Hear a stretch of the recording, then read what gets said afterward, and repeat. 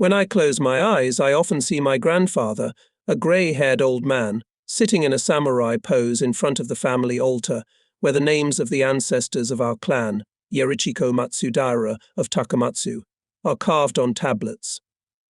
These daily rituals, accompanied by long sayings from Confucius, continued until a fatal illness struck him. Lying on his deathbed surrounded by the whole family, my grandfather called out to us and asked us to come closer. My mother led me over to the dying man and placed my hand in his weakening palm. With the fingers of his other hand, grandfather clutched the hilt of his precious samurai sword. With an effort, he lifted the sword and placed it in my small hands. Then, with a laboured cough, said Tame, "This sword is henceforth yours. Listen now to your grandfather's last words." He closed his eyes, and then with solemnity in his voice continued to Meichi Hara. "You are the son of a samurai and must never forget that. A samurai's way of life is such that he must always be prepared for death. Understand this law correctly. Being ready does not mean seeking an easy death. Fight for life to the last and realize that death may be near. That is what I urge you to be prepared for. That is the true spirit of Bushido." I was too young to understand everything my grandfather said, but the voice that the dying man spoke to me had an unforgettable and almost mystical effect on me. The following year I entered elementary school and was always the first in the class, much to the delight of my family. As a result, I was the only one in the family who managed to get an education. My dream was to continue teaching and get a higher education. It was unthinkable to think about university or college, as the costs would have been beyond my family's means. I began to look for higher education institutions where students are taken on full state support. Such at that time were teacher training institutes and military schools. I did not forget for a second that I was a samurai, so I had no doubts about where to go. I kept remembering my grandfather's last words and realized that he would probably approve of my choice a military career. In March 1918, after graduating from Takamatsu High School, I applied to the ETGA Naval School. My grandfather was a cavalryman, but I had an unconscious attraction to the Navy from childhood. After all, the Takamatsu area was the cradle of the Japanese Navy, where all its traditions were born and established. The inland sea had the same importance for Japan as the Aegean Sea had for ancient Greece. On the shores of the inland sea developed and boiled all the life of the ancient Yamato tribe. Even the first major naval battle in the history of the country occurred off the coast of Takamatsu in 1185. The naval forces gathered at Takamatsu formed the nucleus of the fleet at the Battle of Dano-Yura, the greatest naval battle of our great-grandfathers recorded in the ancient Japanese annals. In the 13th century, when the gigantic fleet of the Mongol conqueror Kublai Khan, with 200,000 warriors on board, attempted to invade Japan from northern Kyushu, the fleet assembled at Takamatsu again played a crucial role in destroying the enemy off the coast of the mother country. The famous Admiral Michari Kono, born near Takamatsu, became, the historical chronicles tell us, the Japanese warrior who, at a critical moment in the Battle of 1281, secured victory by capturing the Mongols' flagship. Of course, my desire to devote myself to naval service was fueled by the ancient tradition of Takamatsu province. In May, I took a steamship to Hiroshima, making my first voyage by sea to try my luck in the examinations at the naval school. In a small hotel on the outskirts of the city, in a cheap room, I experienced my first victory and on the floor of love. The young hotel maid easily agreed to recognize herself defeated, but a sleepless night spent with her gave me more frustration than pleasure. My head was buzzing. All knowledge seemed to have vanished along with my innocence. I felt insecure, and I was convinced that I had failed the entrance exams. I returned to Takamatsu dejected and disappointed, but soon I received a telegram announcing my admission to the naval school. I danced for joy, shouting banzai and deafening myself with applause. The Itaejima School, The Annapolis of Japan was the ultimate dream and shrine for millions of young men in pre-war Japan. Every year, several hundred applicants with excellent high school diplomas and equally excellent references passed a rigorous competitive examination and a ruthless selection system to find themselves among a small group of lucky cadets. Ita-Yajima is an island located on the huge inner harbor of the Kure naval base, so we lived on this island in complete isolation from the rest of the world. 3 days after the start of classes, a cadet stopped me on the walkway leading to the mess hall, shouted at me in a boorish manner and commanded, "Stop." When I obeyed the command, he came right up to me and, boiling with anger, shouted, "Why didn't you salute me?" I didn't know what to say, as I didn't even see him until he called out to me. As I was about to excuse myself, he bellowed, "Stand still. I'll beat the slack out of you." His fists came down on my face.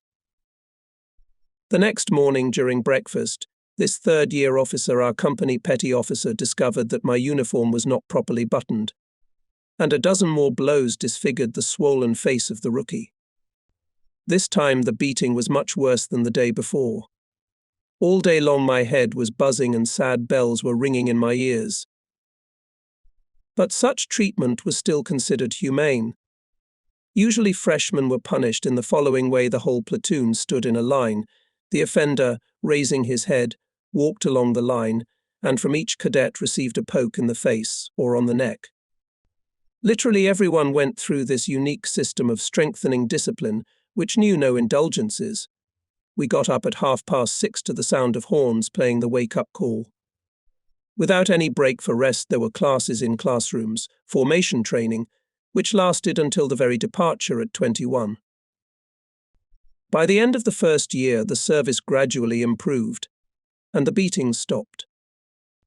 The most prominent figure among my fellow students was Ko Nagasawa. A handsome and statuesque native of northern Japan, he was surprisingly easy to discipline in a Spartan manner. He constantly amazed me when, after a beating, he even found the strength to quip, savoring the purple color of a bruise or the shape of a tumor under his eye. Later he served in various command and staff positions, survived the Pacific War, and in 1954 he joined the new Japanese Navy, becoming its commander-in-chief in 1956. The cruel mores of the school almost 3 years kept me in a state of nervous stress, then depression, and only in the last year there was some glimmer it was connected with the personality of the new head of the school, Vice Admiral Kantaro Suzuki, whom I considered a truly great man. 2 days after taking office as head of the school, Admiral Suzuki convened a meeting of instructors and teachers, at which, glowing with anger, strictly forbade the use of any physical measures against the cadets. The school should produce naval officers, not sheep, he declared. Admiral Suzuki carried out the most radical reforms in the school, greatly increasing the interest of cadets in service and study. In my opinion, he should have appeared at Ita-Yajima much earlier. But he was too big a man not only for the school, but for the entire Imperial Navy. Retiring relatively early, the Admiral became Minister of the Imperial Court, and later in 1945 Prime Minister of Japan, the last head of the imperial government. After his departure from the school, a host of intermediate admirals gradually nullified all the results of Suzuki's reforms. My admission to the school coincided with the end of the First World War, and on June 16, 1921, I graduated from the school 40 out of 150 of its graduates. In June 1922, I had to visit Vladivostok.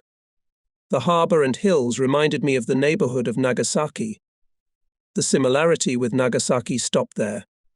The conditions in which the Russians lived were simply horrifying. What I had to see in Vladivostok was in such stark contrast to what I saw in other cities of different countries that I was shocked and shocked and shocked to the core. I realized that the worst thing for any nation is to lose a war. Of course, I had no idea that 23 years later Japan would suffer the same sad fate as Russia. Thank God that the war was not followed by a revolution. After Vladivostok, we headed for Odomari, a port in the very south of Sakhalin, captured from Russia during the 1904–05 war. The Kasuga was commanded by Captain First Rank Mitsumasa Ionai, who became the second person after Admiral Suzuki to have a great influence on me, although there was nothing in common between him and Suzuki. Suzuki was a tough, stern, and military direct man. Captain Yonai was softer and less open. In those years, he was just over 40. He looked like an old engraving, a tall, energetic, and handsome sailor. We, young officers, at first were very surprised to notice that in his spare time the commander was not at all bothered by our company. One day he offered those who wished to compete with him. Recently graduated from the school, where we were intensively trained in all the wisdom of judo, we believed ourselves to be great masters of this kind of wrestling. However, none of us managed to defeat the commander. During the service on the cruiser Kasuga, I first in my life had to be at a banquet, which gave in our honor the mayor of the city and the commander of the naval base where we anchored. In the Japanese feast, there is the so-called dry cup custom. Its essence is the following: if you want to express sympathy and respect to someone, you pour a full cup of sake and bring it to your chosen one. He, expressing his respect for you, drinks the cup to the bottom, rinses it with water, refills it with sake, and in turn brings it to you. In Japanese, this custom is called kanpai. I watched about 40 to 50 people around the table drinking kanpai with Capt. First rank Ionai, he refused no one, for there is no worse offence than being refused kanpai. When most of those present could hardly stand on their feet and some were lying on the floor, Captain Ionai was calm and sober, even though he had drunk more sake than all the others combined. As it turned out later, everything turned out to be very simple. Before his appointment to the cruiser, Ionai was a naval attaché in Moscow and trained there not only to speak Russian, but also to drink vodka. Unfortunately for Japan, Capt. First rank Ionai served relatively little on ships, spending more time in headquarters at various levels. Japan remembers the episode when Admiral Isoroku Yamamoto, commander of the combined fleet in 1941, wishing to personally lead the connection to strike Pearl Harbor, offered to give the post of commander to Admiral Ionai. Unfortunately, II declined, but I believe he would have been as good, if not better than Yamamoto in every respect in that position. On March 30th, 1923, my service on the cruiser Kasuga came to an end. Even during the campaign, I had realized that I needed to study a lot to become a class officer like Captain Yonai. Therefore, immediately after my return to Japan, I requested to be sent to a school for retraining specialist officers. My request was granted, and from April to March of the following year, I underwent accelerated retraining in torpedo artillery classes at Yokosuka Naval Base. The end of the year, which coincided with the end of the theoretical classroom training, caused me to reflect again on my future career. The service of Japanese naval officers of the 20s was subject to a few strict rules. Officers who had found excellence in school and in officer classes were sent to staff duty. They then continued their education at the staff college. Yamamoto and Yonai belonged to this group. Officers with more modest academic performance were assigned to line ships and cruisers. Those who were closer to the average were usually assigned to destroyers, and for some reason the average were always assigned to submarines after a short course of specialized training. Those who studied very badly were either persuaded to volunteer for aviation or were assigned to auxiliary vessels. Now, it may seem absurd that the most negligent were sent to aviation and submarines. Of course, after 15 years, the order has completely changed in aviation and submarines began to send the best of the best. One of the most famous Japanese naval aviation commanders during the war, Vice Admiral Takejiro Onishi, for example, failed the staff college entrance exams. I, too, failed those exams and thus secured a commission in a destroyer squadron.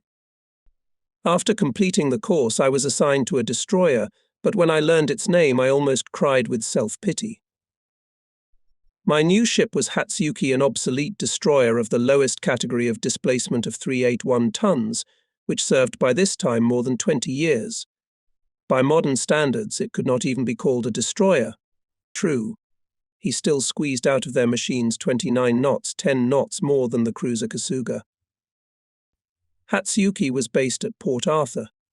This base on the southern coast of the Kwantung Peninsula was used to protect Japanese state interests in Manchuria and North China. For a whole year we cruised along the coast of the Kwantung Peninsula, calling occasionally at Inku and Tenzin. In December 1924, I was promoted to senior lieutenant and transferred to the destroyer Sinai, a ship of 1,000 tons displacement. The service on it differed little from the service on the Hatsuyuki. During the year we cruised off the coast of Manchuria and North China. Finally, in December 1925, I was appointed navigator on the destroyer Amatsukaze, a ship of the first-line displacement of 1,300 tons. 7 years passed after entering the school. I was no longer a fledgling student, but now I was a real naval officer on a beautiful warship capable of 37.5 knots. I was filled with pride and excitement, believing that the worst of my life was over. I could not have foreseen at the time how cruelly wrong I was. The names of Japanese warships sound strange to a foreigner. During the war in the Pacific, our adversaries called Japanese ships simply Maru. This was fundamentally wrong, because warships, and all other ships owned by the government, do not have the prefix Maru. Maru always meant, and still means today, that the ship is a merchant or fishing vessel. In the Japanese Navy, as in the navies of all other countries, there is a rule to assign one category of names to each particular class of warships. This means that you can tell from the name what class the ship belongs to, whether it is a battleship, cruiser, destroyer, etc. My assignment to the destroyer Amatsukaze allowed me to finally find myself back in my childhood home, for the first time in my entire service after being commissioned as an officer. Up to that time I had been living under the most brutal regime without a single second of free time for recreation or any kind of entertainment. I was already 26 years old, and I held the position of navigator of the newest destroyer. My monthly salary was 75 yen, which in those days was a substantial sum. It was then that I first realized that I was getting my first chance to enjoy all the pleasures of youth. One Friday evening, I and 2 other officers decided to spend some time at a cozy Aiwa restaurant on the outskirts of Kure. We called in 3 geisha, each costing a yen an hour. They sang and danced for us, monitored the fullness of our bowls and the temperature of the heated sake, chirped lively, creating an exciting and joyful atmosphere at the table. The time, of course, flew by in a flash. By 11 p.m. we had to return to the ship. As we were leaving, one of the geisha whispered to me, "Lieutenant, come alone tomorrow night and summon me again. My name is Utamaru, please remember." This pretty geisha was the youngest and prettiest of the 3. I looked into her moist eyes and nodded. The next evening I went to this restaurant alone and called out to Utamaru. She danced gracefully and sang beautiful songs, her voice like the chiming of crystal bells.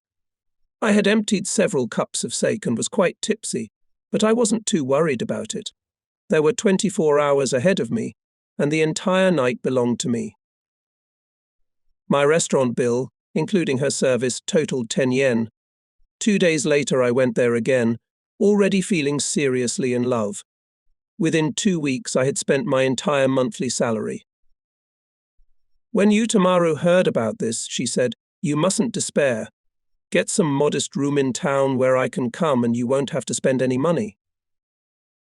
I followed this advice the next month when the destroyer returned to Kure from her usual training voyage. After renting a room, I came again to this restaurant, called Utamaru, and reported that the shore base was ready. To be honest, I was very doubtful that she would come to me. However, to my great surprise and joy, Utamaru appeared in the room I had rented the very next evening. There was nothing more marvelous than to be alone with her. Everything else seemed completely meaningless.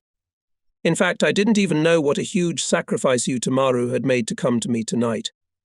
I had assumed that she had simply given up her usual evening's earnings for me, so I gave her 5 yen so as not to put her into unnecessary debt. In fact, the owner told her that if she was going to serve any customer outside the restaurant, the pay would have to be double, that is, 2 yen an hour. Not wanting to tell me, she paid the difference out of her own pocket, and as a result of our dates, her debt to the owner grew like a snowball. I knew nothing of her desperate situation, and soon I was in trouble myself. Every month I spent my wages to the last dime, without worrying about anything. I was young, in love with a beautiful girl, and enjoyed all the pleasures that youth provides. One October evening in 1926, I was about to go ashore, but the messenger suddenly reported that the commander of the destroyer called me to him. When I arrived at his quarters, the commander threw me a look that sent shivers down my spine. "LT. Hara," he said. "Have a seat. I have a serious conversation to have with you." I sat down, perplexed as to what kind of serious conversation he wanted to have with me. "You've been in the service long enough," the commander began, "and of course you realize that on our destroyers, unlike large ships, we all live as one family. Therefore, as commander, I should be familiar with your personal problems as well, so that I can give the right advice in time. Do you agree with that?" "Of course, Commander," I replied. "Good," he continued. "I'm not going to interfere with your personal life. You are young, unmarried, and have a right to enjoy your youth. But don't you think you've gone too far?" "In what I did not understand?"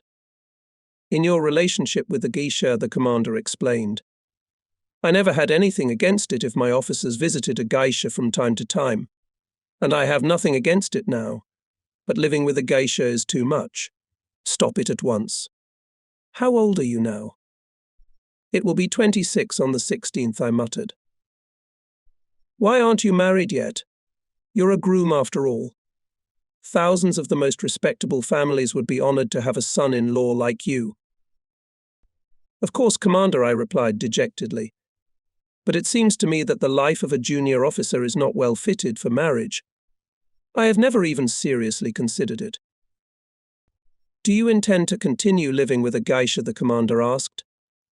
"Yes," I mumbled. "I intend to." "Idiot," yelled the commander. "I never thought I was dealing with a retard. Are you out of your mind? Or don't you realize you'd be thrown out of the Navy for consorting with a geisha? Or do you think we in the Imperial Navy tolerate such things?" "I'm sorry, mister. Captain third rank," I tried to object, "but my Utamaru, believe me, is a girl of good reputation.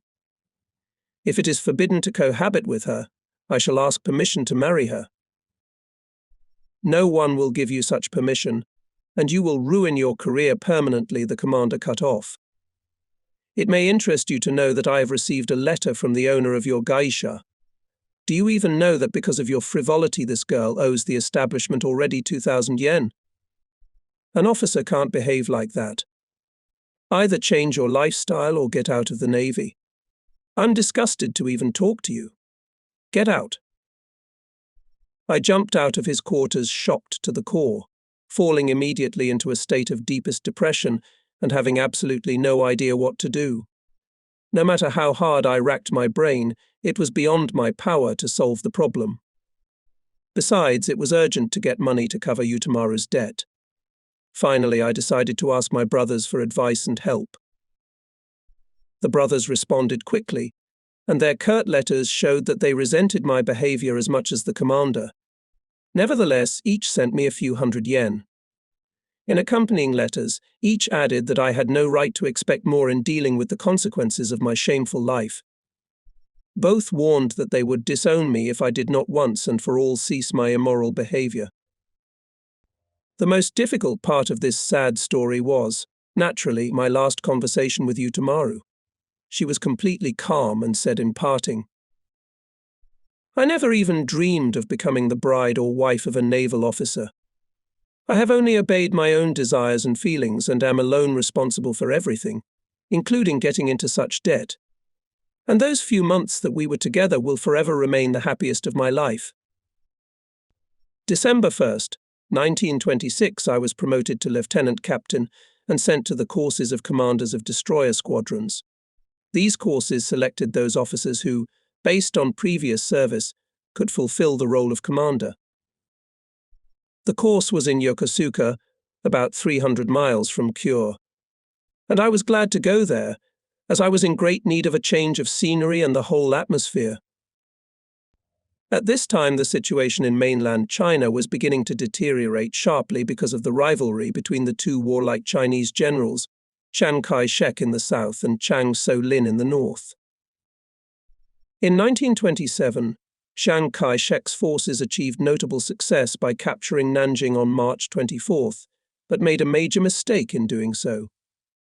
Chiang Kai-shek's troops sacked foreign consulates and massacred Japanese, British, Americans, and French.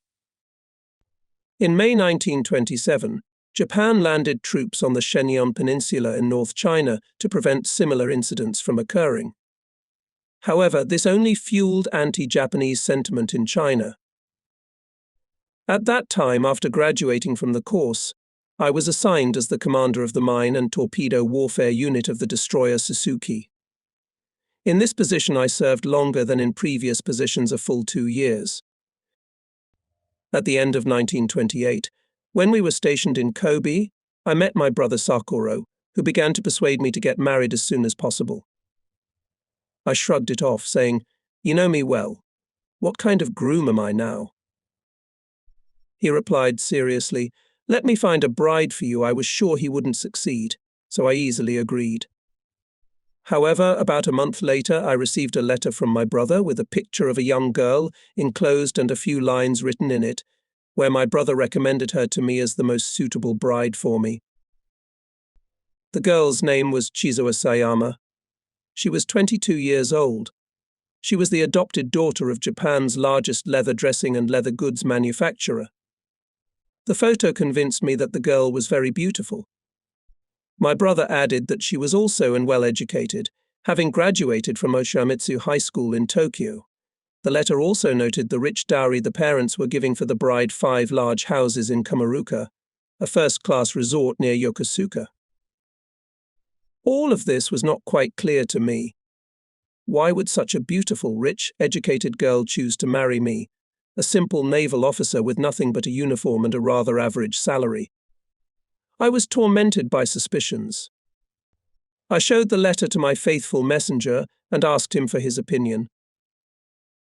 The sailor read the letter, listened to my doubts, and, lowering his voice, said, "Hara-san, I have a brother who works as a detective in the police force.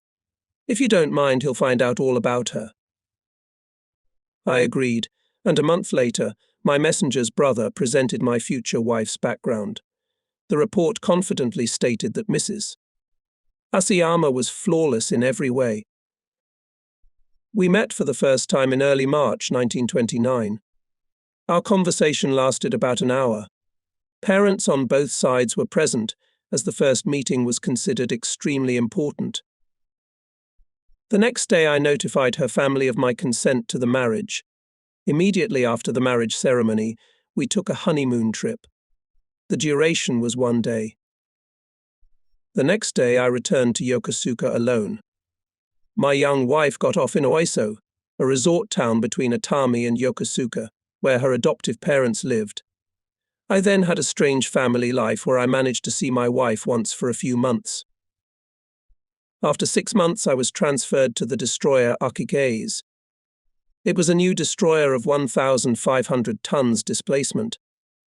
I served on it as commander of the mine and torpedo warfare unit for a whole year. On November 8, 1930, my wife gave me my first daughter, who was named Ika. A month after that, I was appointed commander of the mine and torpedo warfare unit on the destroyer Fubuki. During a year of service on this ship, I met and even became friends with one more person, unforgettable for me. That man was the commander of our squadron, Captain First Rank Chuichi Nagumo. When I was in officers' classes in Yokosuka, Captain First Rank Nagumo was the instructor there. He had just returned from a year-long internship in the United States. In those days, I could hardly have imagined that Nagumo, now a vice admiral, would be in command of a huge carrier group of our fleet during the attacks on Pearl Harbor and Midway. After the Midway disaster, Nagumo's career was virtually over, and his actions were criticized by everyone who could.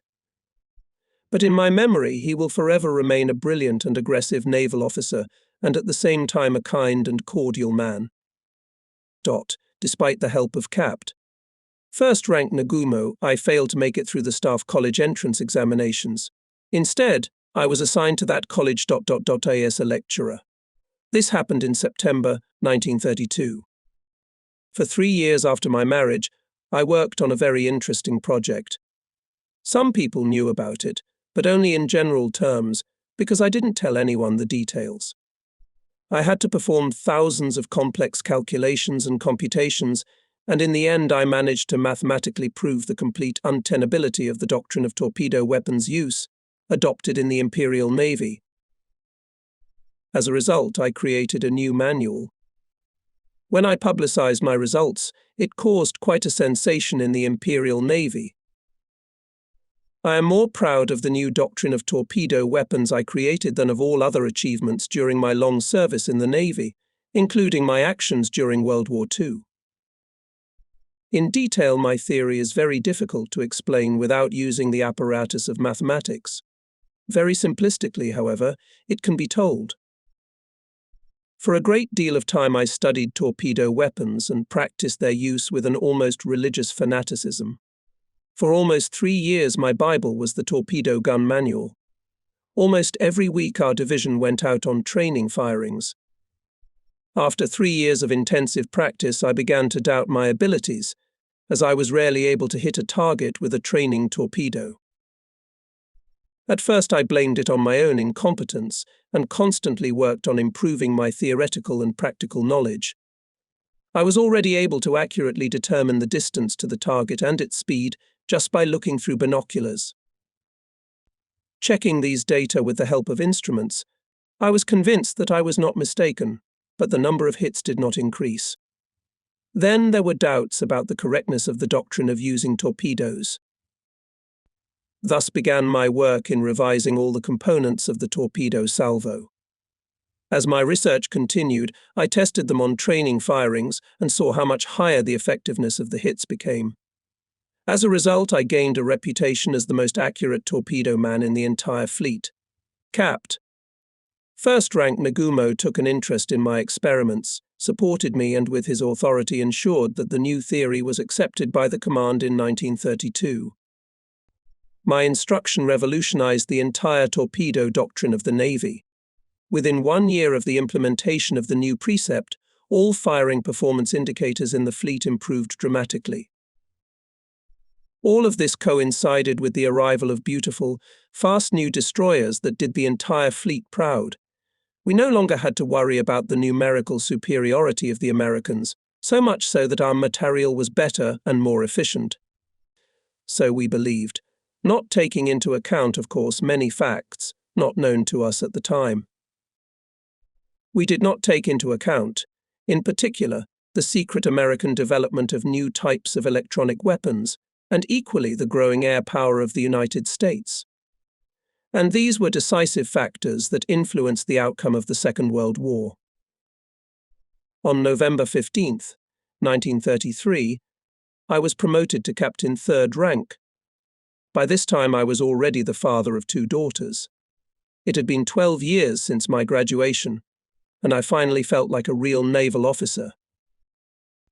The period from 1931 to 1937 was a time of constant external conflicts and internal turmoil for Japan, which eventually led to the war in the Pacific. It is, of course, difficult for me to properly assess this fatal process of sliding toward a major war, since I was busy with my service and spent a great deal of time practically isolated aboard ship. Nevertheless, I can briefly describe the main events which, step by step, led Japan down the road to a major war. On September 18, 1931, the Japanese army was drawn into an incident with Chiang Kai-shek's troops near Mukden. The war immediately spread to all of Manchuria.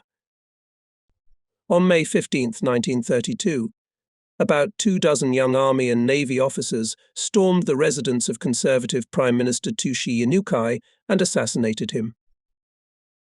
In March 1933, Japan withdrew from the League of Nations when that body accused our country of aggression against Manchuria. In December 1934, Japan notified the United States and England in denunciation of the Naval Arms Limitation Agreement.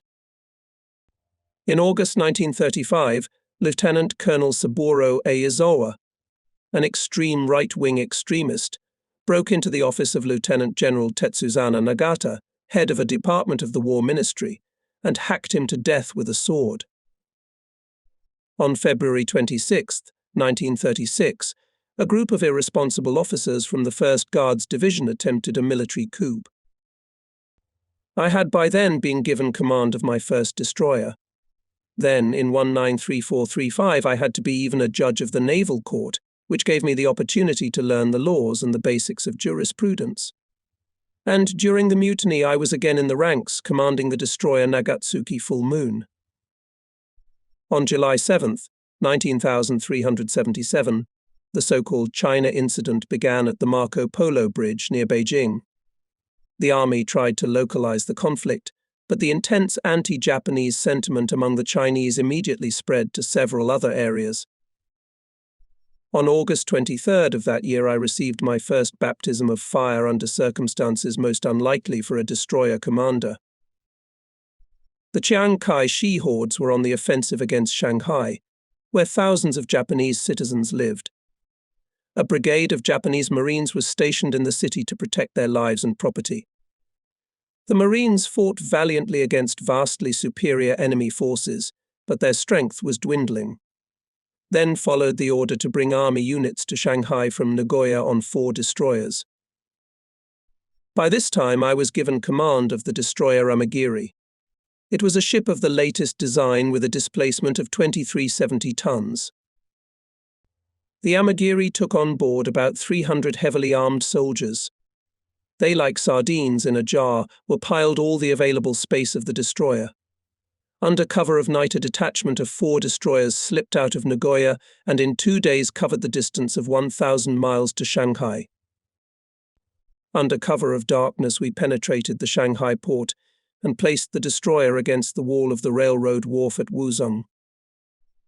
The soldiers moved quickly and silently from deck to wall.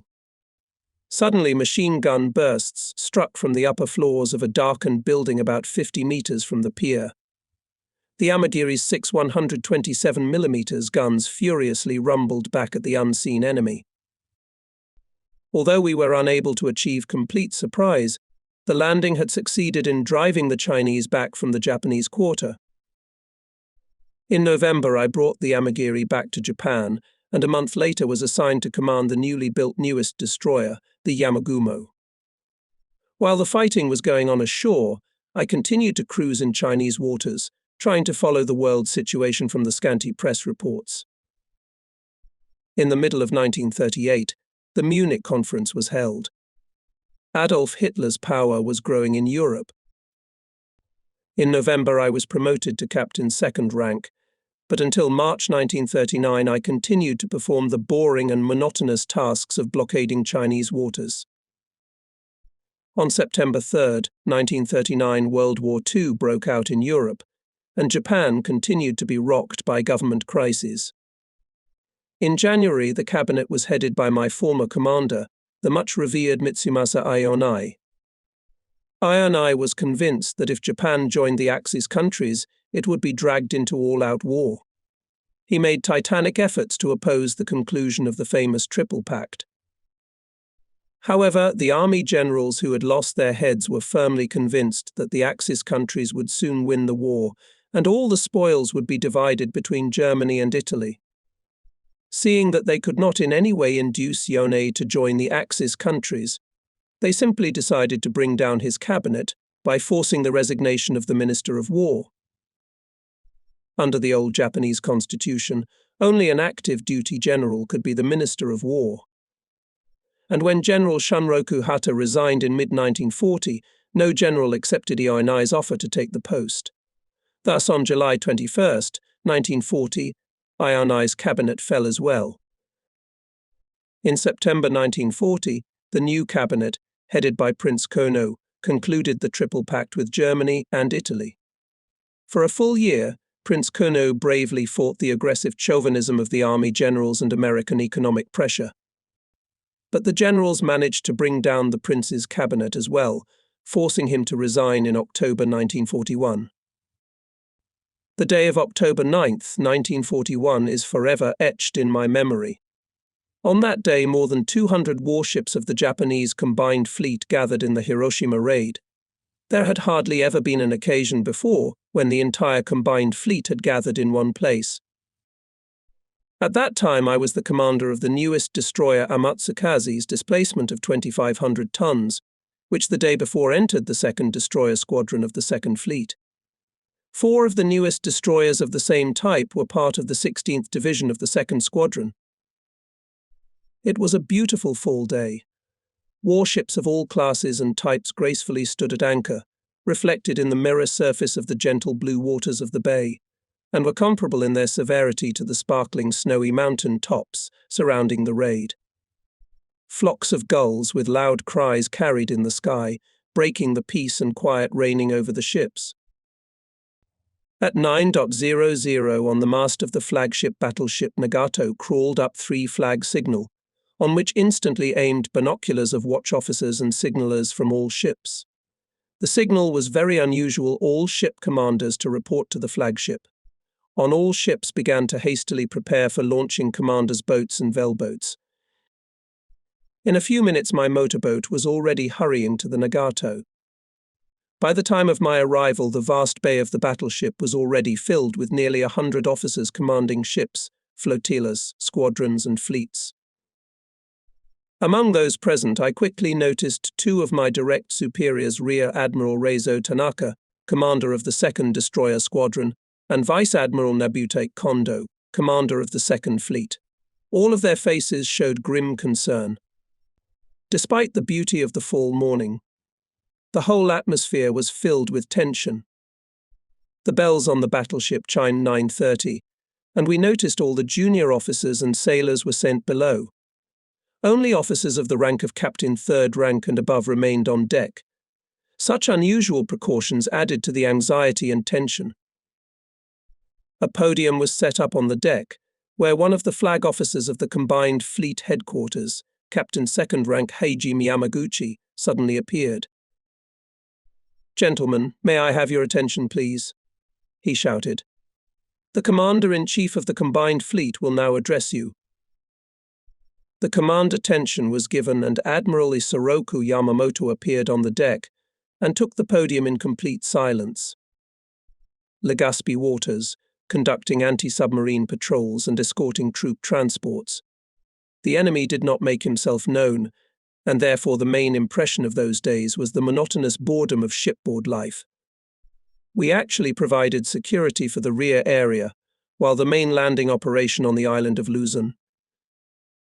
Only on December 9th, for about 24 hours, I got worried about the intercepted at 1710 radiogram from the submarine G-65, reporting the detection of 2 large British ships going full speed in the direction of the Japanese landing convoy off the coast of Malaya. Then on the radio flooded a stream of reports of Japanese air attacks on the British battleship Prince of Wales and the line cruiser Rifles.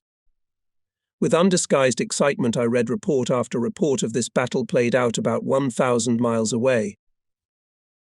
I wanted very much to be in that battle, but in war you are not where you want to be, but where you are ordered to be. At first I felt very uneasy. We had only 2 battleships in Malayan waters, the Haruna and the Kirishima. They were old ships, built in 1912 and 1913, that is, the oldest ships in the Imperial Navy. It seemed to me that they would have a tough time with the unsinkable Prince of Wales and the formidable Rifles. The flow of the first reports was contradictory and confusing. Rear Admiral Shintaro Hashimoto, commander of the 3rd Destroyer Squadron, reported to someone that his ships would have difficulty intercepting the enemy. The submarine G-65 reported that it had lost sight of the British ships in a rain squall. Radio messages were swamping each other, the airwaves lacked basic discipline, and intelligence reports were not coming in.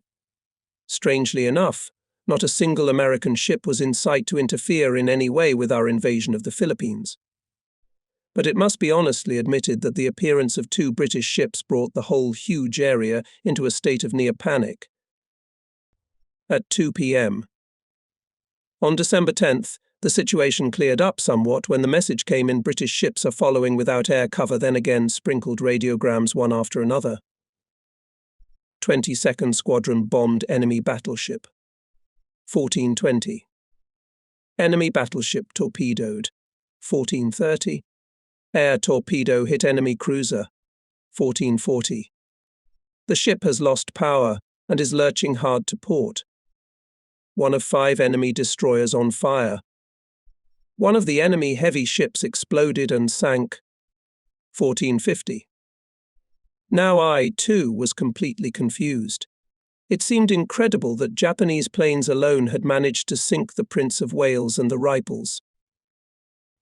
The results of the Japanese attack on Pearl Harbor never made a strong case to me for the use of aircraft against ships, because the enemy was completely taken by surprise.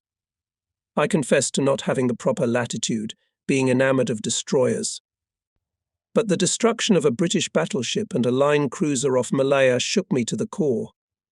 I had never thought of airplanes as such a powerful weapon. I must say that my misconceptions were shaken, but not completely. I continued to be skeptical of aviation, mainly because of its heavy dependence on weather conditions.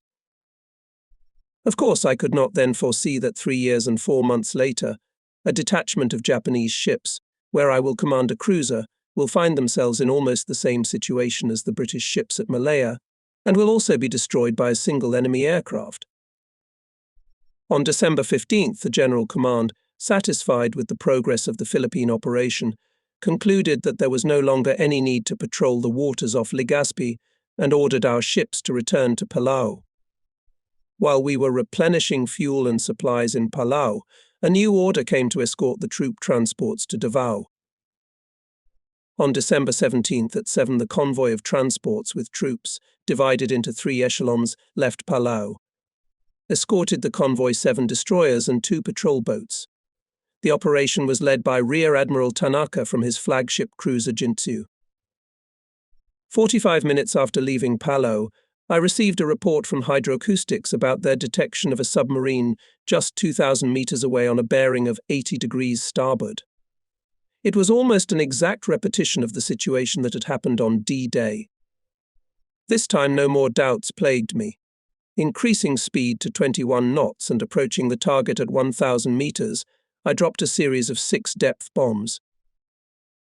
Then turned at 230 degrees and dropped 6 more bombs.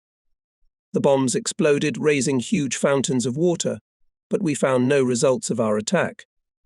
I again took my place in the starboard escort of the second echelon of 4 transports, zigzagging at 10 knots. At 1,300 hours of the same day came a message from the destroyer Kuroshio, going in the first echelon escort. Detected enemy submarine. Interacting with anti-submarine aircraft, attacked the boat with depth bombs. On the surface spilled a large stain of fuel oil. We considered the boat destroyed. We on the Amatsukaze almost died of envy and disappointment. On December 20th, before dawn, the convoy entered the calm waters of Davao Bay without encountering a single enemy aircraft or ship. I had already had experience of such landings when about 5 years ago I landed soldiers in Shanghai. This time the same order was in effect: do not open fire unless there was resistance. We wanted to take the base intact with a minimum of damage. The first 2 echelons had already landed successfully deep in the bay. The escort ships slowly entered the harbour, which looked quiet and peaceful. I launched a motorboat with a prize party of about 30 men, ordering them to seize all small craft, tugs and boats they would discover in the harbour. A few minutes later, 102 American soldiers appeared on the pier and opened fire on my motorboat. The signalman shouted, "The boat is fired upon. There are wounded." I immediately ordered to open fire on the pier. Indeed, the whole Shanghai story was repeated, and it was repeated in such a hatchet way that I always scold myself when I remember it. Our 6 120 mm guns rattled in a salvo. Not a single shell hit the enemy, but the pier, of course, instantly emptied. Cease fire. I ordered, but a second salvo was fired. One of the shells hit a small tank of gasoline, located about 50 meters from the pier, and everything around it went up in flames. Admittedly, I was confused, and from a confident destroyer commander turned into a green rookie who did not know what to do next. Meanwhile, the destroyer returned to the boat, which was one killed. It was non-commissioned officer second class Tsuneo Hori, the first of my subordinates to die in this war. And the damned tanker burned for another 3 days and 3 nights. Soon came reports of casualties on other Japanese destroyers. It was obvious that the ships involved in the operation against Wake Island had performed even worse than we had at Davao. On December 11th, the destroyer Kisagari was sunk by U.S. Marine Corps aircraft based on Wake Island. On the same day, a U.S. shore battery on Wake sank another destroyer, the Hayate. But that wasn't all. The destroyer Sinonome exploded on a mine and sank off the coast of Borneo Island. In a secret report on this occasion said that still could not figure out whose mine it was, Japanese or Dutch. I literally went into a rage when I learned that there, off Borneo, was torpedoed by a submarine and sunk destroyer Sagiri. This happened on December 24th. But how on the destroyer, whose main task is to destroy enemy submarines, could such a thing be allowed? Later it was found out that the Dutch submarine K-16 succeeded. Even in our division was not without trouble. The destroyer Kuroshio, the same that reported the sinking of his submarine, December 23rd, being fully confident that the enemy planes no longer exist in nature, suddenly attacked from the air. B-17 bomber dropped a whole series of bombs, one of which hit the destroyer, seriously injuring 4 sailors. Of course, all these sad events were not publicly reported. Then they were simply not noticed against the background of the brilliant successes of our suddenly launched offensive on all fronts. But I, having learned about the first losses, could not get away from anxiety. As they say, war is a series of consecutive mistakes made by both sides. Whoever makes the fewest will win. But Japan could not afford so many mistakes. On January 4th, 1942, 14 of our large warships, comprising almost all of our surface forces in the area, were anchored in the small port of Malalag on the west coast of Davao Bay. The entrance to the port was very narrow, and the connection commander had ordered it blocked off with anti-submarine nets. I was eating breakfast when I heard a signalman's voice. Air raid. Jumping out on the bridge, I saw high in the sky 9 4-engine American Flying Fortresses B-17. It was impossible to be mistaken, since the only Japanese 4-engine airplane in those days was a flying boat Kawanishi. Having interrupted breakfast, everyone scattered to their battle stations. But what could we do? Squeezed into the narrow waters of the small port, the ships were completely helpless, and the exit to the sea was blocked by nets. In other words, there was nothing we could do. The anti-aircraft fire did not reach the enemy, coming in at an altitude of about 10,000 meters, and there were no Japanese fighters in the air. I had only to pray when I saw the bombs separating from the planes and flying downward. Fortunately, the American bombers, flying apparently from Java, did not carry many bombs, and their aim was not very good. Nevertheless, one 100-kilogram bomb hit the main caliber turret, No. 2 of the heavy cruiser Miyoko, standing in the center of the harbor. 23 men were killed and 40 wounded. Shrapnel from this bomb struck the seaplane carrier Chitos, 500 meters from the cruiser, damaging 5 planes on its deck. My Amatsukaz was standing so close to shore that I didn't have even an inch to maneuver to evade the bombs. It was also good luck that only one bomb hit the ship. I don't remember ever feeling so vile when I watched from the bridge as the heavy cruiser Mayoko, which had been part of our unit since the first day of the war, crawled out of Davao Bay and waddled to Japan for repairs. In January 1942, I took part in the invasion of the Dutch East Indies, supporting the landings at Menado and Kendari. In both cases, the resistance of the local garrisons could be described as negligible, but even then the exceptionally poor air support for the landings was already conspicuous, which was a formidable omen. The Japanese Navy did not have enough airplanes to adequately cover naval landing operations, and the few airplanes that were allocated for this purpose were manned by completely inexperienced pilots. These inexperienced pilots were constantly seeing ships that did not exist, bombing whales, mistaking them for submarines, and even shooting down their own transport planes. My own experience of submarine hunting was not satisfactory either. On the night of January 31st, escorting troop transports to Ambon Island in Bills Bay, I found a submarine in a surface position, caught in a searchlight beam. We managed to fire 3 salvos at it, but missed, and the boat was gone. Although the acousticians reported nothing about contact with the submarine, I was reassured only when around 1 a.m. we approached the landing site. The landing began at 1:20 on February 1st, 1942, without preliminary bombardment of the coast occupied by the enemy from ships, although the plan of landing such bombardment was provided.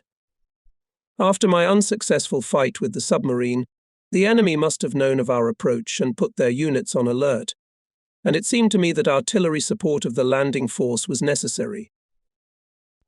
Nevertheless, no order was given for a preliminary bombardment. After the war, Admiral Tanaka explained to me that he cancelled the bombardment in the belief that even a forewarned enemy would not offer much resistance. In addition, Tanaka added, from the first day of the war he had strictest secret orders to conserve ammunition in every possible way. This may sound ridiculous to Americans, but for Japan it was a grim reality. And throughout the war we were constantly reminded that we had to be economical in literally everything: ammunition, fuel, food, and more. At the same time, the Americans, with their carpet bombing and days-long bombing raids from the sea, clearly demonstrated that poor countries should think twice before taking up arms. As I had anticipated, the paratroopers were stopped at the water's edge by enemy fire. The commander of the landing, Captain Second Rank Konosuke, reported at 2. "We are pinned to the ground. The landing is failing."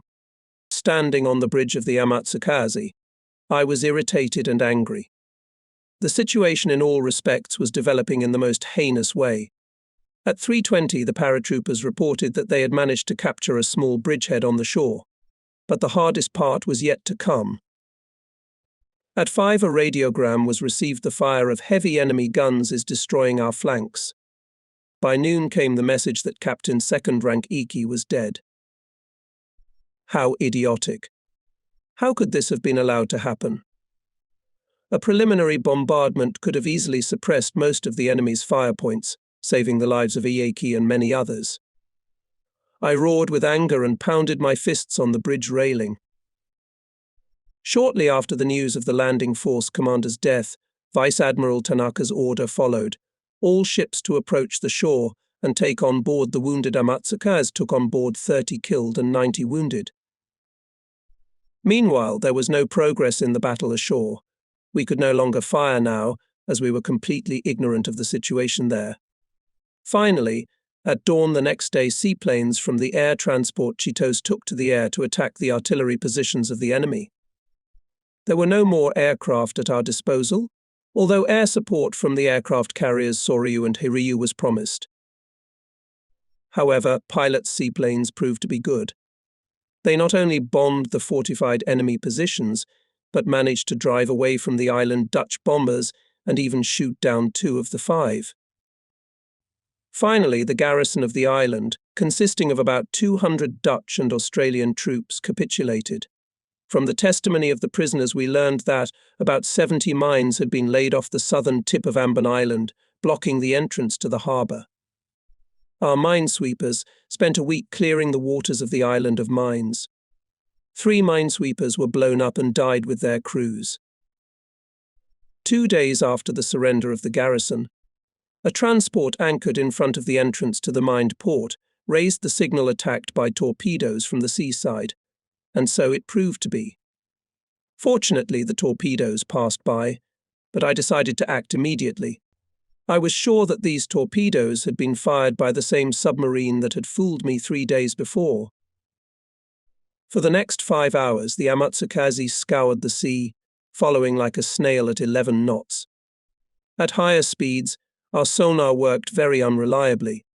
An aggressive submarine commander in such conditions could well turn from game to hunter and attack such a slow-moving target himself. I involuntarily remembered the destroyer Sagiri, sunk by a submarine off Borneo in December. The hours went by. Everyone's nerves were tense, but nothing could be detected. And only at 21:34, there was a joyful cry from the hydroacoustic post. Submarine. Range 2,400 meters, bearing 10 degrees from the port side. Prepare to attack with depth charges. I ordered. A series of 8 bombs. Set fuses at a depth of 50 meters. At that moment followed a new report of acoustics in a calmer voice submarine, 1,800 meters, bearing 40 to the left. A minute later another report submarine at 1,300 meters, bearing 50 to the left. It looks like she's turning left too. I turned Amatsukaze to a new course. At 21:53, hydroacoustics reported that they had lost contact with the boat. Acoustics reported this with undisguised disappointment, but I listened to this news with complete calmness, quickly realizing that the boat must have entered the dead zone between the destroyer and sonar beams.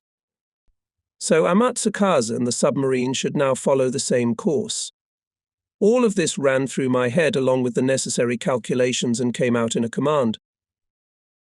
Submarine directly on course, proceeding at 9 knots at a distance of 1,000 meters. Set bombs to a depth of 30 meters. Increasing speed to 21 knots, mentally visualizing my course and the course of the boat. I, at 21:58, ordered to drop a series of 8 depth bombs, believing that the boat is directly under the destroyer. Turning the Amatsukaze around to reverse course, I dropped another series of depth bombs. A strong smell of diesel fuel wafted up from the sea surface in total darkness. We could not see anything, but the smell of diesel fuel became stronger and stronger. We were well aware of the skunk tactic used by submarines when evading surface ships, whereby the submariners release a quantity of diesel fuel to the surface to simulate their own demise. So we continued the search for another 2 hours, but found nothing more. I reported the probable sinking of a submarine, and as there were no reports of enemy boat action in the neighborhood for the next few days, I am inclined to think that the boat we were after was sunk after all. On February 9th, I again went out to Davao, escorting the transport Kirishima Maru and bringing there the wounded and killed in the assault on Ambon Island. In Davao, to everyone's delight, several huge bags of letters and parcels from relatives were waiting for us. On arrival at the base, I was able to enjoy a hot bath for the first time in 20 days. Many of the crew did the same. The ship's commissary was open, where the sailors could buy liquor, sweets, and many different necessities for themselves. Liquor on board is sold with the commander's personal permission. My small cabin, measuring 2 by 3 meters, was the best room on the destroyer. Into these 6 square meters was squeezed a bunk, a wash basin, a closet, a chair, and a table on which stood a photograph of my family. The messenger brought me a bundle of letters. ILAO, owning the initiative, the Japanese Navy could afford to choose the place of the strike on the Allies at their discretion. February 17th, Commander-in-Chief of the Japanese Combined Fleet Admiral Isoroku Yamamoto convened a staff meeting on board the battleship Nagato, standing in the raid Hashiradzima. Earlier, the Commander-in-Chief had ordered Admiral Nagumo to stop pursuing the small American task force and strike the port of Darwin.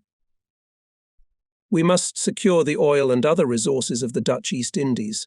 It is this task is now given the highest priority, Yamamoto pointed out. The headquarters of the Joint Fleet, having studied and analyzed all intelligence information, reported it to the chief. He concluded that the enemy surface ships concentrated in Surabaya, do not pose even a potential threat to Japanese actions in the region. Based on this, the Commander-in-Chief ordered 2 convoys, the transports of which were loaded on the Army Division, to begin moving to the landing site. Landing summarized the meeting. Admiral Yamamoto will not require particularly strong support. February 20th, Admiral Yamamoto held another meeting with officers of his staff. The meeting concluded that the Allied fleet is completely demoralized and unable to undertake major combat operations. Chief counselled the previously approved plan to cover the landing of base aircraft, and ordered the connection of aircraft carriers Admiral Nagumo to follow in the Indian Ocean with the task of destroy enemy warships that will try to break out of Surabaya. Such neglect of the enemy made the whole operation very risky. To say the least, it greatly affected the conduct of the convoy, which, together with other ships, was escorted by my destroyer. 41 transports with the landing party went in 2 columns at a distance of 2,000 meters between the columns and 600 meters between the ships. The transports were zigzagging at a speed of 10 knots. Ahead of the columns in a bearing formation were 4 minesweepers at a distance of 3,000 meters apart. At a distance of 3,000 meters from them in a front line followed 3 destroyers. Further under the cover of 2 patrol boats went flagship of the convoy light cruiser Naka. 1 destroyer on the right and left of the columns guarded its middle part. Far cover of the convoy, which included my destroyer Amatsukaze, consisted of the 2nd Division of destroyers and 3 separate destroyers under the overall command of Admiral Tanaka on the light cruiser Jintsu. Our group kept seaward on the left side of the convoy. The destroyers of this group took a brief part in the landing operation on the island of Timor, where they arrived after the completion of the landing at Ambon, and then, on February 25th, at Makassar joined the escort of the convoy. Some 200 miles behind the convoy, the heavy cruisers Nati and Haguro followed majestically. The convoy of transports, stretching for 20 miles, was a very exotic sight. Poorly trained crews of former merchant navy ships turned into troop transports completely disregarded the requirements of wartime. Many of the transports smoked from their chimneys in such a way that the smoke rose almost a mile into the sky. Despite the order for radio silence, the ship's transmitters were in full operation. The blackout at night was not enforced either. If there were enemy submarines in the area, they could have done a good job on such easy prey. On the morning of February 26th, the sea south of Borneo was calm. I awoke from a short nap in the camp cabin and familiarized myself with the latest information. Our reconnaissance planes and agents reported strong and extensive minefields covering the coast of Surabaya, noting also that the approaches to the shore were obstructed by the hulls of sunken ships. At 8 a.m., a Catalina flying boat suddenly emerged from the gathering clouds in the southeast, holding a course directly toward my destroyer. Enemy aircraft directly ahead. Open fire, I commanded. One of our anti-aircraft machine guns met the Catalina with a long burst. It dropped the bombs a little earlier than necessary. A huge column of water stood about 500 meters from the nose of Amatsukaze. Catalina turned around, gained speed and quickly disappeared into the clouds of the southeastern horizon, from where it appeared. It all happened so quickly that we didn't even have time to worry. I was quite puzzled by the fact that the enemy reconnaissance aircraft decided to go out in a bombing attack, choosing for some reason a destroyer instead of a clumsy transport packed with troops. But be that as it may, the appearance of Catalina said that the enemy is well aware of our operation. The second mystery of the day was the appearance of a large white steamer on the horizon, coming straight at us. After examining it through binoculars, I realized that it was a hospital ship of about 4,000 tons displacement.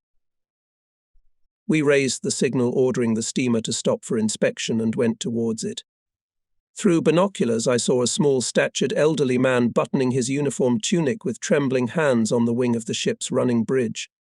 Apparently, it was the captain. As I drew closer, I read the name on the side of the steamer. Optenot, the register book, confirmed that it was a Dutch hospital ship. Lieutenant Goro Iwabuchi and 6 armed non-commissioned officers made up the prize party that boarded the floating hospital. In about an hour they returned and reported that there were 15 doctors and nurses on board the steamer, in addition to the crew.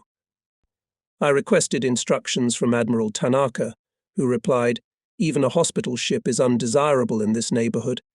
Send it to the rear position at anchor, along with our supply vessels." Thus I spent nearly the whole morning escorting the Dutch steamer. Having finally handed it over to the commander of the supply transport squadron, I hurried back at full speed and at 14:15 rejoined the convoy. At that moment, several fighter planes appeared over the convoy and took off from Balikpapan to provide us with air cover. The admiral had called them in after the Catalina had tried to attack us. The fighters stayed above us until 1900 hours. By this time, a cold breeze had blown in, breaking the wave. I asked the navigator when sunset was. LT. Toshio Koyama replied that sunset would occur at 1948. I lit a cigarette, but no sooner had I finished it than I heard the rumble of anti-aircraft guns. The cruiser Jintsu was firing. Looking up into the sky, I saw a pair of B-17 bombers appearing out of the clouds at an altitude of 4,000 meters and ordered to open barrage fire. Our 127 guns cocked upward at a 75-degree angle, but could not reach the enemy at that altitude. There was nothing to say about the smaller caliber guns, but nevertheless they opened a furious fire, as if hoping to scare off the enemy with the noise of their shots. Flying fortresses, flying apparently from airfields in Java, dropped 6 250-kilogram bombs. 4 of them fell about 1,500 meters off the starboard side of the Amatsukais. 2 raised huge columns of water off the port side of the destroyer Hatsukas. The aiming was clearly unsuccessful. Bombers, like Catalina before them, preferred to attack our warships rather than transports. Apparently the enemy wished to disable our warships so that his approaching fleet could engage the defenseless transports without interference. I anxiously searched the horizon with binoculars, waiting for the appearance of enemy surface ships. The next day the bombers caught us completely off guard. Raising binoculars, I found 2 B-17 going below the edge of the clouds at an altitude of 4,000 meters. I must say that the element of surprise was completely achieved by them. Only not quite accurate bombing did not give them the opportunity to fully utilize their chance. But I was again surprised by the fact that the flying fortresses again chose warships as their target. If one of their 250-kilogram bombs had hit one of our troop-carrying transports, it would surely have gone down, seriously disrupting our entire schedule. 10 minutes after the appearance of the last pair of flying fortresses, convoy changed course at 90 degrees directly to Surabaya.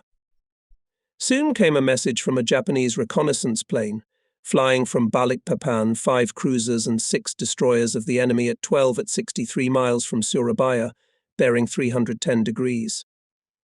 Enemy formation follows a course of 80 degrees at a speed of 12 knots. From the heavy cruiser Nati, which was following far behind the convoy, a reconnaissance plane was immediately catapulted to make contact with the enemy formation. Surprisingly, this enemy unit was quite close to us, following an intersection with our course. Did they want to engage? With anxiety, we awaited new reports from the reconnaissance airplane. 2 long, languid hours passed. At 14:05, aircraft from the heavy cruiser Nati radiated that the enemy compound of 5 cruisers and 10 destroyers continue to follow the same course.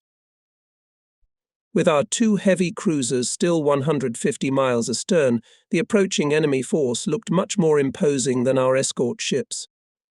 Admiral Tanaka ordered the transports to turn north. I stopped feeling the tropical heat. Cold sweat rolled down my face. We were, thanks to a series of mistakes, heading straight into a trap. If the enemy increased speed right now, he could easily tear our convoy to pieces and then sink the transports one by one like targets in a shooting gallery. I even got a chill from such a prospect. Meanwhile, the enemy continued to close in on us, still traveling, to my great surprise, at a speed of 12 knots, and at 3:10 p.m. An airplane from the Navy gave the startling news the enemy's formation has reversed course, heading for Surabaya. Admiral Takagi, who was on the bridge of the Navy cruiser, laughed. They probably just left the harbour for the air raid and are now returning. The enemy is in no shape to fight us. We will be able to carry out the operation according to plan and schedule. The convoy can turn south again.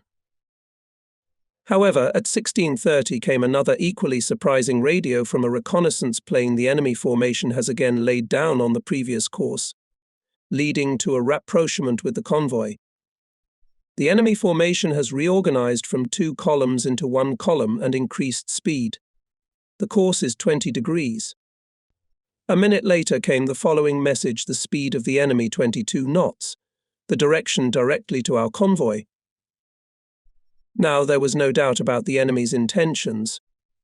I checked the map and verified that the distance to the enemy is 60 miles. Since we were approaching at 20 knots, we would meet within an hour and a half. Our division quickly reorganized into a Kielvator column. The light cruiser Jintsu was the lead, followed by 4 destroyers. The transports turned northward, losing formation and scattering in a fan. It was pathetic to watch their slow speed and the utter chaos of any control. But most annoying was the slow approach of the heavy cruisers, still somewhere far astern, to the area of the intended battle, and I just couldn't imagine how we were going to fight a powerful enemy formation without them. If the enemy increases speed to 30 knots, he could appear in sight at any moment. What would we do then? By 1,700 hours, the chaos of the transports was over. They were somehow built again and tried to get away from the area under the escort of patrol boats and minesweepers. 4 more destroyers joined our column. Behind our stern in the battle order built another division of destroyers, led by the light cruiser Naka. We were now travelling at 24 knots in full readiness for battle. I kept driving binoculars along the horizon line, hoping for the appearance of heavy cruisers, but in vain. The horizon was empty. An enemy ship, Shigeru Iwata, a signal officer with astonishingly sharp eyesight, suddenly shouted. I looked in the direction indicated and saw several masts rising above the southern horizon line. Then came the easily identifiable superstructures belonging to the Dutch cruiser De Ruyter. De Ruyter at 28,000 meters, Iwata reported. Approaching. I looked back. There were no heavy cruisers in sight, just a bunch of transports huddled behind us. Prepare to open fire, I ordered.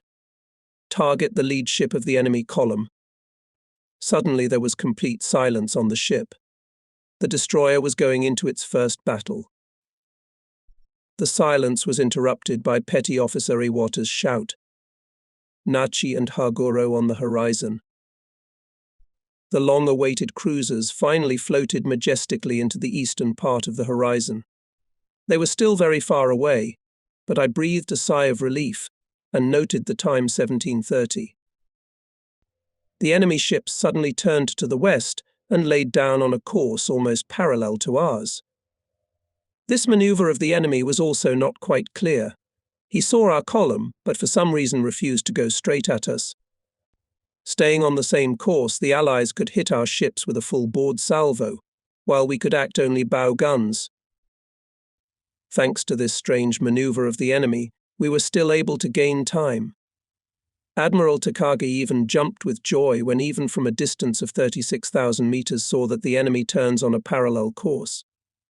He realized that now he had time to come to the aid of our ships.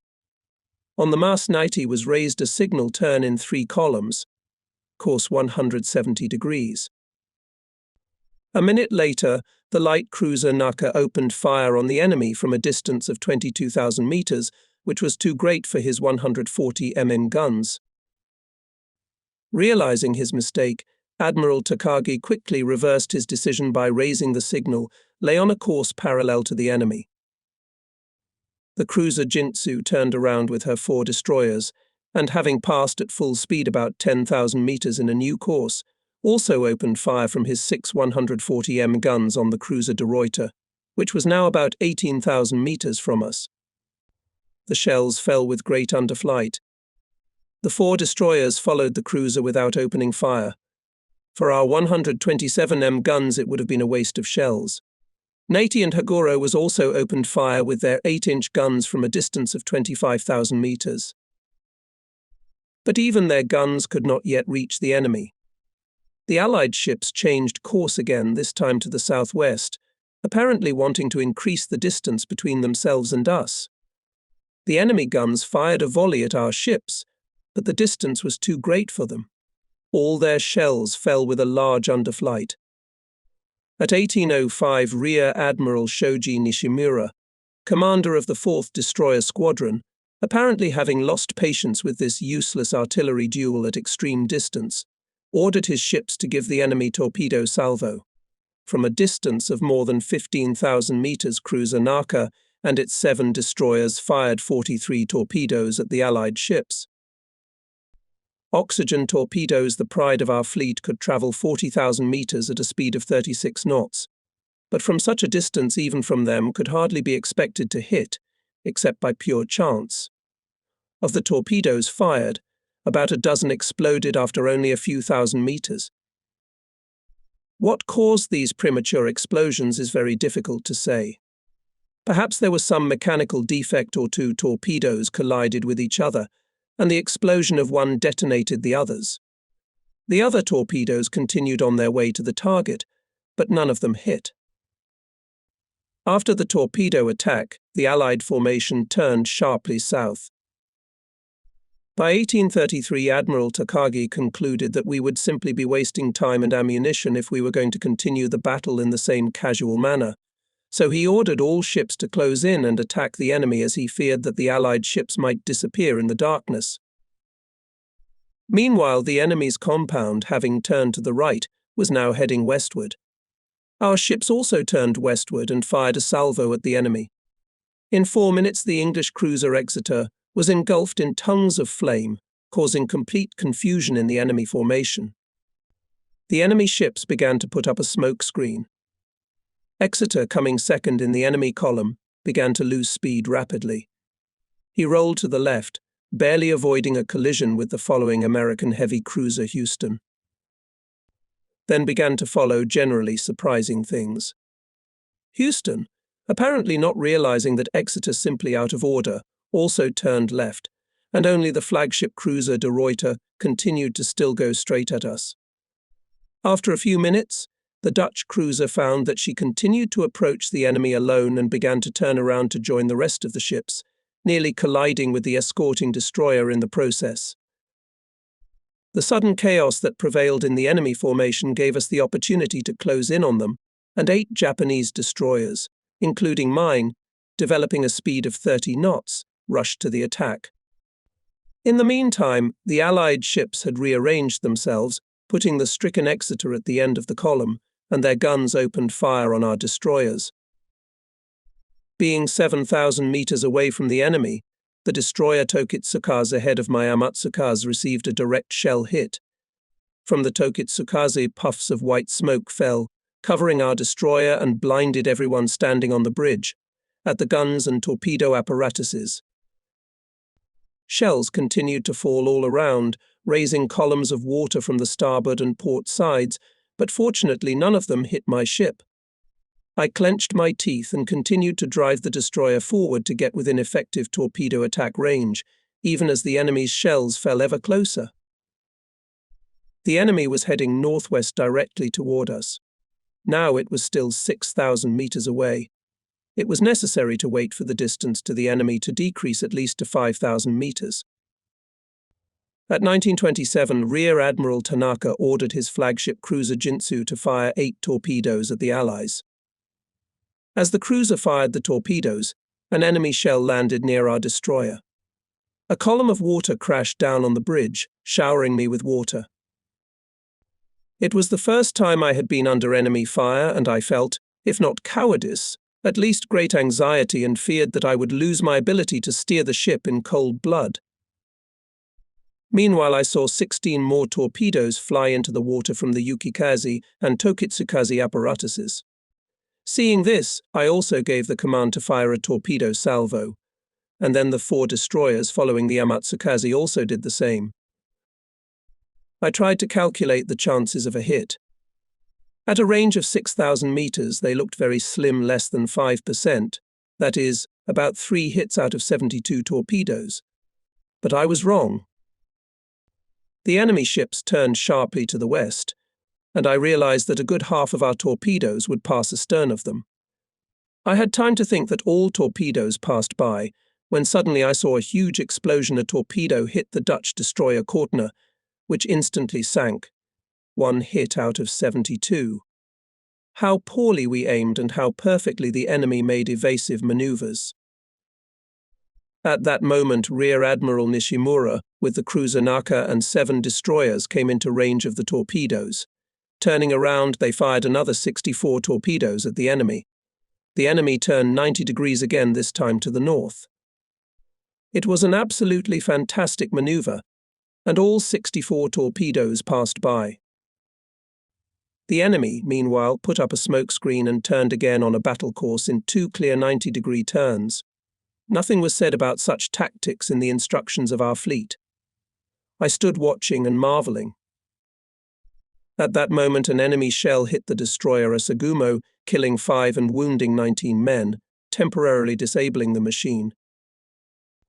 After releasing torpedoes, our 2nd Squadron and Nishimura's 4th Squadron turned around, describing a complete circle to get back on course.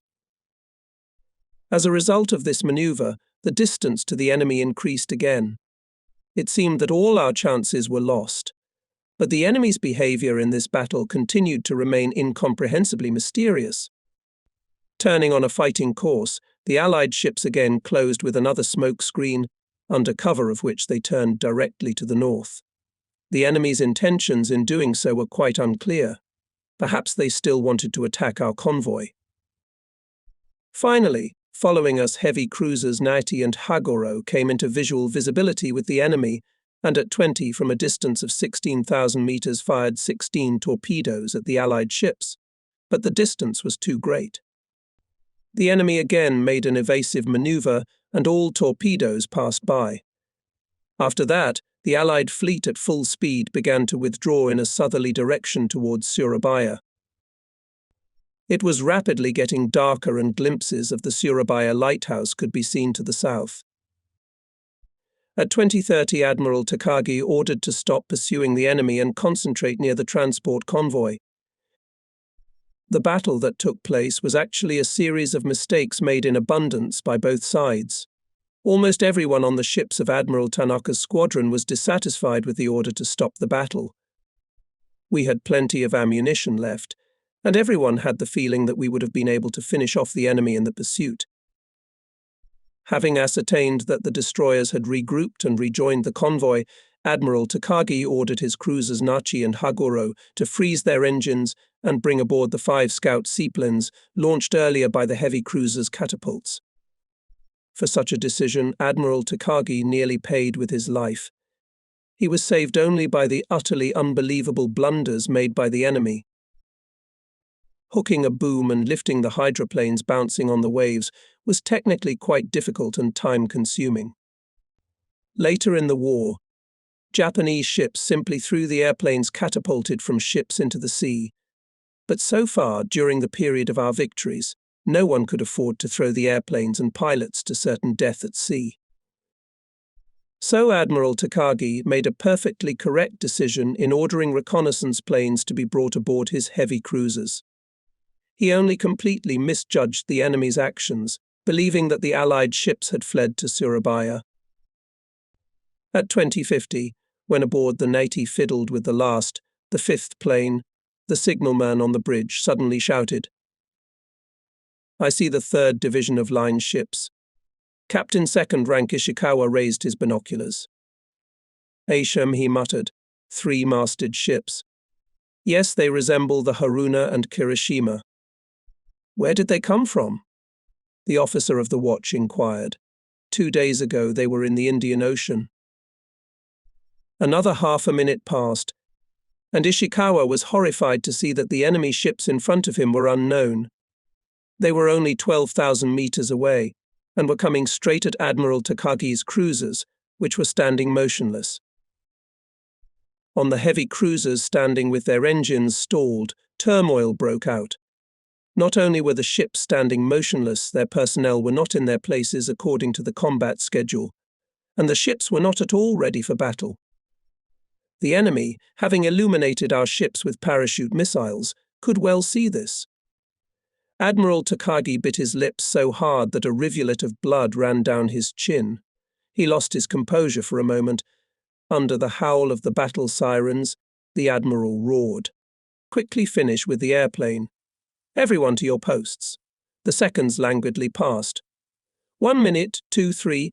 Finally a report that the crane had succeeded in hooking the airplane followed, and immediately Takagi ordered a full throttle back. With the airplane dangling on its ends, the Nachi began to move in reverse. At that moment, the enemy cruisers opened fire, and the sea around them boiled with falling shells. Waiting for Nachi and Haguro to gain the minimum combat speed of 18 knots, Admiral Takagi ordered to put up a smoke screen. Under its cover, the cruisers turned around and returned fire, but did not dare to act, however. Searchlights, started at a distance of 12,000 meters artillery duel, resulted for both sides in a waste of shells. After 10 minutes, Nati and Haguro lost sight of the enemy, and the crisis passed safely. But the anxiety did not subside. Admiral Takagi suggested that the enemy could, bypassing his cruisers, break through to the transports. And Takagi's heavy cruisers, having developed a speed of 30 knots, rushed to search for enemy ships, which they were so frightened 20 minutes ago. Takagi ordered the light cruiser Jintsu, 5,000 meters away, to launch a reconnaissance plane into the air to search for the enemy. At 21:45, the airplane from Jintishu radioed the enemy's formation of 4 cruisers and 6 destroyers moving southward course. Apparently, Admiral Takagi's heavy cruisers had encountered the enemy formation in the darkness as they made a final 90-degree turn while reversing course. The encounter was as unexpected for the Allies as it was for us. Not wanting to abandon the planned turn to the south, they missed an excellent chance to disable the Nati and Haguro standing without a move, and then make a massacre of transports left without cover. However, the enemy, as it later turned out, had already suffered losses by this time. Burning Exeter was retreating towards Surabaya. 3 destroyers were sunk, and 6 others severely damaged, and also left the battle area. At 09 on 1st March, the destroyer USS Fubuki sighted 2 unidentified ships about 10,000 meters east of Baby Island near Banten Bay. Baby Island near Banten Bay, 500 miles from the battle area in the Java Sea. The destroyer's commander, Captain 2nd Rank Yasuo Yamashita, was initially unable to identify the ships. Fubuki turned around and approached these 2 mysterious ships from the stern side, and then identified them. They were the Houston and the Perth. It remains a mystery how they managed to remain undetected by Japanese aerial reconnaissance for 24 hours. After long hours of battle in the Java Sea, on the ships remained little ammunition and fuel. Both enemy cruisers retreated to the base for resupply and were stunned to see in Banten Bay 56 Japanese transports, ready to land the landing force. Without a second's hesitation, the Houston and Perth began shelling the Japanese transports. It was 37. There was turmoil and chaos among the 12 escort ships of Rear Admiral Akisaburo Hara. The destroyer Harukaze, which had jumped out in front of the enemy, began to put up a smoke screen. Destroyer Fubuki from a distance of 8,000 meters released on the enemy cruisers 9 torpedoes and had time to tell the admiral on the radio 2 unidentified ships entered the bay. The destroyer escorts opened fire on anything suspicious, i.e., each other. Nevertheless, within an hour both enemy ships were sunk. 3 Japanese transports were badly damaged, and 1, carrying the landing force command headquarters, went down. The commander of the landing force, General Imamura was forced to throw himself overboard and swim to shore. Later, a special investigative commission investigated how our transports were sunk and concluded that they were hit by torpedoes from the Fubuki, fired from a distance of 8,000 meters. While near Surabaya, our troops were landing almost without any interference. The heavy cruisers Naiti and Hagoro did not stand idle either. They discovered another group of 3 remaining enemy ships heading northward near Bevin. This occurred around noon. By this time, Admiral Takagi's cruisers had been joined by 2 more cruisers, Ashigara and Miyako. At 13:30, they managed to send to the bottom of the hit English cruiser Exeter. 10 minutes later, the English destroyer Encounter was sunk, and at 15:30 was finished with the American destroyer Pope. Only 4 American destroyers managed to escape the Bali Strait to the south. 4 others were sunk by our airplanes that rose from the decks of Admiral Nagumo's aircraft carriers. Of the convoy heading for Java, not a single transport was lost, let alone warships. Admiral Takagi accomplished his task and achieved a convincing victory over the combined Allied forces. Nevertheless, Admiral Takagi was severely criticized for committing a series of gross errors. He was especially criticized for ordering fire from a range of 28,000 meters, recklessly expending ammunition. When the battle was over, the cruiser Nati, for example, had only 7 shells left for each main caliber gun. On the light cruiser Dizintsu, virtually no fuel left, and the ship was almost drifting. A senior gunner on the cruiser Nachi commented on Admiral Takagi's actions. He is a submariner and has no idea how to operate the ship's artillery. Admiral Takagi and his chief of staff, Captain First Rank Nagasawa, were unwilling to justify themselves. Soon the admiral was removed from his post and sent to command a connection of submarines. And summoned to Tokyo, Nagasawa was transferred to the Fleet Personnel Department. I learned a lot from that battle. After an unsuccessful torpedo attack on enemy ships, we actually stayed out of the battle. So I was able to observe everything closely, and this one battle gave me more than hundreds of pre-war maneuvers and exercises in which I had to take part.